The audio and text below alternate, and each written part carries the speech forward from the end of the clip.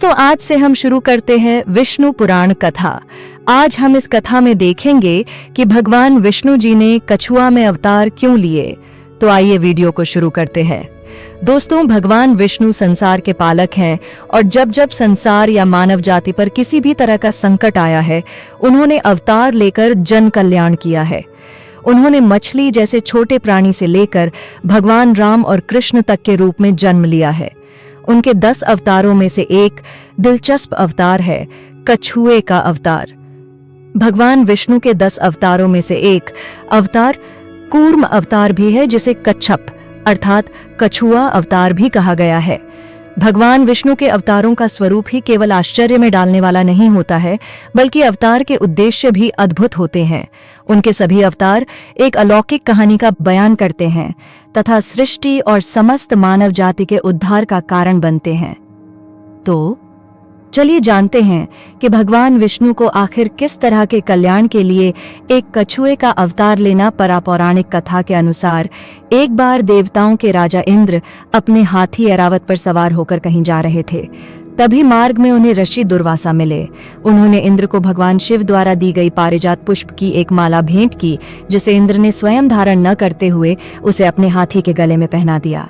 लेकिन कुछ समय बाद हाथी ने माला को नीचे जमीन पर गिराकर उसे अपने पैरों से रौंद दिया। यह देखकर दुर्वासा ऋषि क्रोधित हो गए।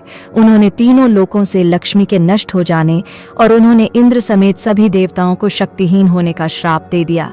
तब भगवान विष्णु ने कूर्म अवतार धारण किया ताकि श्राप से अत्यंत निराश होकर सभी देवतागण भगवान ब्रह्मा के पास पहुंचे।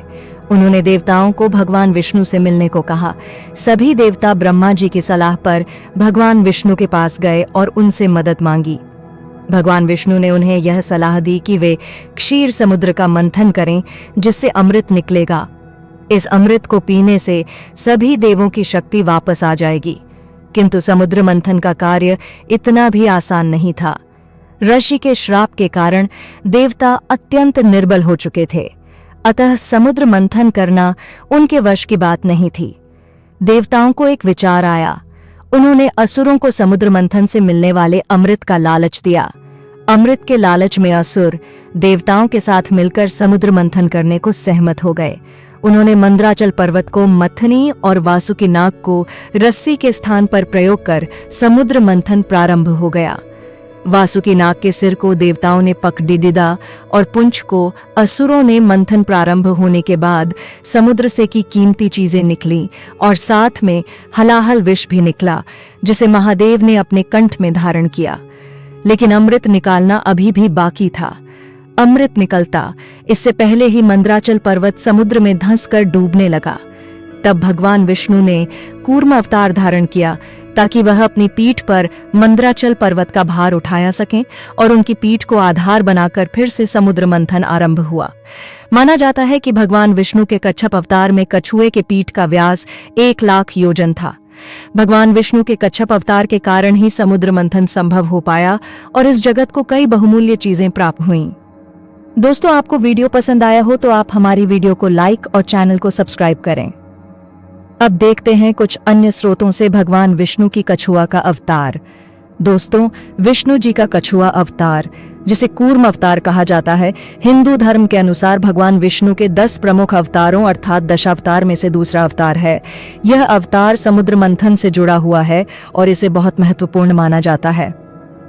दोस्तों, जब देवताओं और दानवों के बीच समुद्र मंथन हुआ तो वे अमृत प्राप्त करने के लिए मिलकर काम कर रहे थे।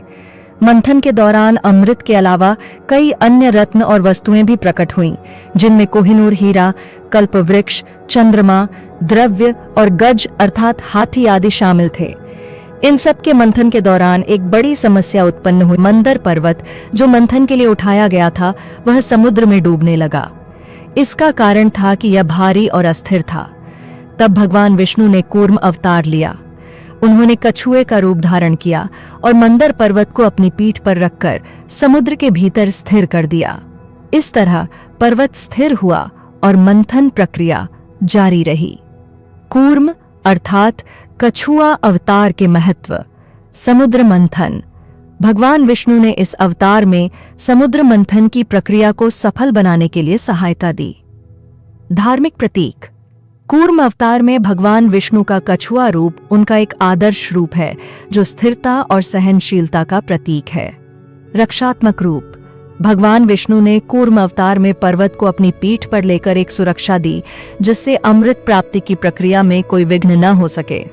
इस अवतार के माध्यम से भगवान विष्णु ने यह संदेश दिया कि जब कोई संकट आए तो उस संकट को दूर करने के लिए भगवान हर रूप में उपस्थित होते हैं और देवताओं की सहायता करते हैं। कूर्म अवतार में भगवान ने स्थिरता, सहनशीलता और सुरक्षा की भावना का प्रचार किया। दोस्तों, वीडियो आपको कैसा लगा कमेंट करके जरूर बताएं एवं लाइक और सब्सक्राइब जरूर करें। धन्यवाद।